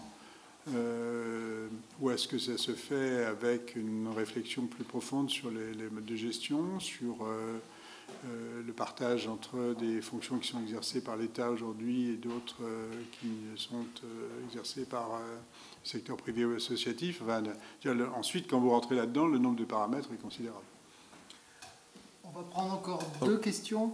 Pardon, en fait, la question que je vous ai posée était un petit peu différente. Votre réponse est très intéressante, mais ma question, je vais la reposer différemment, je vais l'exprimer, était comment arriver à réconcilier les gens des administrations et des ministères qui sont obnubilés par leur budget avec une logique plus de long terme. Comment vous avez pu réussir à leur faire... comment réussir à les faire investir et donc de temps en temps, pendant 1 an, voire plus, déborder un petit peu de leur budget et malgré ça, avoir une bonne évaluation et faire un... Je pense qu'il faut faire plus. Si vous voulez aller jusqu'au bout de la logique, il faut avoir des gestionnaires qui sont beaucoup plus en capacité de gérer. Aujourd'hui, un gestionnaire public, il ne décide pas de ses effectifs, il n'a pas de budget pluriannuel, il n'a pas un mandat pluriannuel, il n'a pas une capacité à rendre des comptes sur la base de sa performance sur une durée suffisamment longue. C'est vraiment le cœur de la gestion publique qu'il faut attaquer là-dessus. Alors, on a tenté de le faire il y a quelques années avec la LOLF, mais en fait, la LOLF n'a pas produit les effets attendus, en partie parce qu'elle n'a pas été complètement mise en œuvre, en partie parce qu'il y avait probablement une vision technocratique des systèmes d'information extrêmement performants, en partie parce que le Parlement ne s'en est absolument pas préoccupé, il ne s'est pas intéressé à ça, il continue à considérer que la seule chose importante, c'est le vote du budget, et non pas l'examen de la performance des services publics. Enfin, on peut mettre en place des instruments de ce type, mais ils sont efficaces si, en face, on met en place des capacités de gestion qui donnent suffisamment d'autonomie et suffisamment de responsabilité aux gestionnaires. Si vous voulez, c'est absurde de voir des directeurs d'administration centrale vous expliquer qu'ils passent leur temps à faire des négociations à la petite semaine lorsqu'on voudrait qu'ils se préoccupent de savoir qu'est-ce que deviendra leur service dans 5 ans, comment il va être impacté par le numérique, quels sont les nouveaux besoins des usagers, etc., etc. Or, la réalité aujourd'hui, c'est que dans la sphère publique, ce genre de comportement prédomine par multiplication des contraintes. Ce n'est pas une question de qualité des gens, qui sont plutôt très bien formés, mais c'est une question... vous savez, si vous allez jusqu'au bout, prenez l'exemple de la Suède. J'aime bien l'exemple de la Suède. En Suède, l'administration publique, c'est 2 ou 3% des gens qui font de la conception des politiques publiques. Le reste, ce sont des agences. Chaque agence est autonome. Chaque agence est financée, ce sont des agences publiques à 100%. Elle a un directeur ou une directrice qui est nommée sur une certaine période, qui a un mandat explicite, qui a une responsabilité de gestion et qui doit rendre des comptes de sa gestion. Et le Parlement ne vote pas les effectifs budgétaires, le Parlement vote le budget et vote des objectifs. Voilà. Et donc, c'est comme ça que ça fonctionne. Bon, le système consistant à dire qu'on va micromanager depuis le centre l'ensemble des éléments de la gestion publique devient absurde. Une dernière question, peut-être, Tu nous as dit que le transfert CSG-cotisation permettrait de baisser le coût du travail. Or, le gouvernement ne l'a pas du tout présenté comme ça, puisqu'il a dit que ça fait augmenter les salaires nets et que ça serait un gain de pouvoir d'achat. Donc, je voudrais que tu confirmes que l'analyse économique, c'est que le gouvernement a présenté en hausse du pouvoir d'achat, ce qui, après incidence fiscale et ainsi de suite, et mécanisme économique, se transférera par une baisse du coût du travail, puisque on peut...